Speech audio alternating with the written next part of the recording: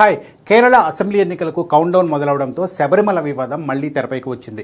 మూడోసారి అధికారంలోకి వస్తామో రామోనన్న టెన్షన్లో ఉన్న ఎల్డీఎఫ్ కూటమి శబరిమల సన్నిధానంలోకి మహిళ ప్రవేశం వివాదంపై యూటర్న్ తీసుకుంది. 2018 నాటి సుప్రీంకోర్టు తీర్పును సవాల్ చేయాలని నిర్ణయించింది. ట్రావెన్కోర్ దేవస్వం బోర్డు కూడా ఈ మేరకు తీర్మానాన్ని ఆమోదించింది.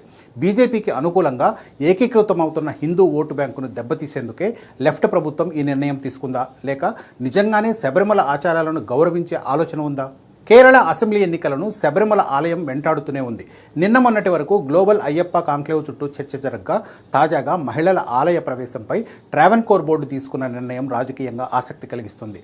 10 నుంచి 50 ఏళ్ల మధ్య వయసున్న మహిళలు శబరిమలలో ప్రవేశించడాన్ని వ్యతిరేకిస్తూ దేవస్థానం బోర్డు ఏకగ్రీవంగా తీర్మానం చేసింది. ఏప్రిల్ 14న సుప్రీంకోర్టు ప్రధాన న్యాయమూర్తి నేతృత్వంలో జరిగే విచారణలో ఆలయం తరపున ఇదే వాదనను వినిపించాలని నిర్ణయించింది. ఆలయ సాంప్రదాయాలను, భక్తుల విశ్వాసాలను కాపాడడమే దేవస్వం బోర్డు ప్రాథమిక విధి అని, అదే తమ డిఫాల్ట్ లీగల్ పొజిషన్ అని బోర్డు స్పష్టం చేసింది. గతంలో సుప్రీంకోర్టు తీర్పును బలంగా సమర్థించి పోలీసు బలగాలతో మహిళలను ఆలయంలోకి పంపిన వామపక్ష ప్రభుత్వం ఇప్పుడు సరిగ్గా ఎన్నికల వేళ యూటర్న్ తీసుకుంది. ఒకప్పుడు సంస్కరణల వైపు నిలబడిన పాలకులు ఎన్నికల సమయంలో భక్తుల విశ్వాసాల వైపు మొగ్గు చూపుతున్నారు. శబరిమల వివాదానికి సుదీర్ఘ చరిత్ర ఉంది. అయ్యప్ప స్వామి నైష్టిక బ్రహ్మచారి కావడంతో ఋతుక్రమ వయసులో ఉన్న మహిళలు ఆలయంలోకి ప్రవేశించకూడదన్నది శతాబ్దాలుగా వస్తున్న కఠినమైన ఆచారం. అయితే ఈ ఆచారం రాజ్యాంగంలోని సమానత్వ హక్కుకు విరుద్ధమని దాఖలైన పిటిషన్లపై 2018 సెప్టెంబర్లో అప్పటి సీజేఐ జస్టిస్ దీపక్ మిశ్రా నేతృత్వంలోని సుప్రీంకోర్టు రాజ్యాంగ ధర్మాసనం సంచలన తీర్పునిచ్చింది. ఏ వయసు మహిళలైనా ఆలయంలోకి ప్రవేశించవచ్చని స్పష్టం చేసింది. ఈ తీర్పు కేరళలో పెను ప్రకంపనలు సృష్టించింది. సంప్రదాయాలను తొంగలో తొక్కుతున్నారంటూ అయ్యప్ప భక్తులు, హిందూ సంఘాలు నెలల తరబడి పెద్ద ఎత్తున వీధుల్లోకి వచ్చి ఆందోళనలు చేపట్టాయి.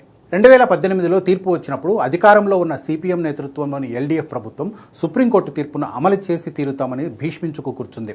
భారీ పోలీసు బందోబస్తు నడుమ కొందరు మహిళలను రహస్యంగా ఆలయంలోకి తీసుకెళ్లడం అప్పట్లో తీవ్ర ఉద్రిక్తతలకు దారితీసింది. అయితే ఈ చర్యల వల్ల 2019 లోక్సభ ఎన్నికల్లో వామపక్ష కూటమి కేరళలో కేవలం ఒక్క సీటుకే పరిమితమై భారీ మూల్యం చెల్లించుకుంది. ఆ చేదు అనుభవంతో ఇప్పుడు పినరయ్య విజయన్ ప్రభుత్వం పూర్తిగా స్వరం మార్చింది. భక్తుల విశ్వాసాలను ఎల్డీఎఫ్ ప్రభుత్వం కాపాడుతుందని ఇటీవలే సిపిఎం రాష్ట్ర కార్యదర్శి ఎంవి గోవిందన్ కూడా ప్రకటించారు. ప్రభుత్వం, దేవస్వం బోర్డు వైఖరిలో ఈ ఆకస్మిక మార్పు వెనుక కేరళలోని బలమైన హిందూ సామాజిక సంస్థల ఒత్తిడి స్పష్టంగా కనిపిస్తుంది.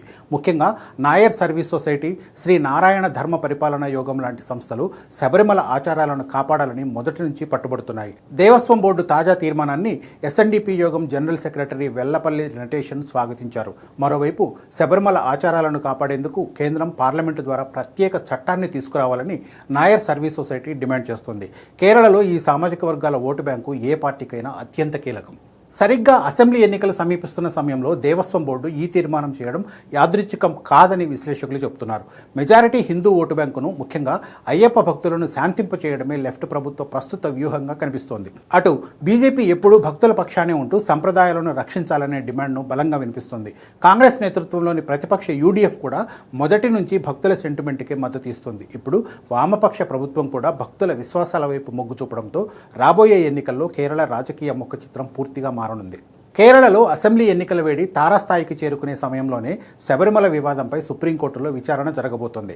ఏప్రిల్ 14న సుప్రీంకోర్టు ధర్మాసనం ఎలాంటి ఆదేశాలు ఇచ్చినా అవి అసెంబ్లీ ఎన్నికలను ఖచ్చితంగా ప్రభావితం చేస్తాయి.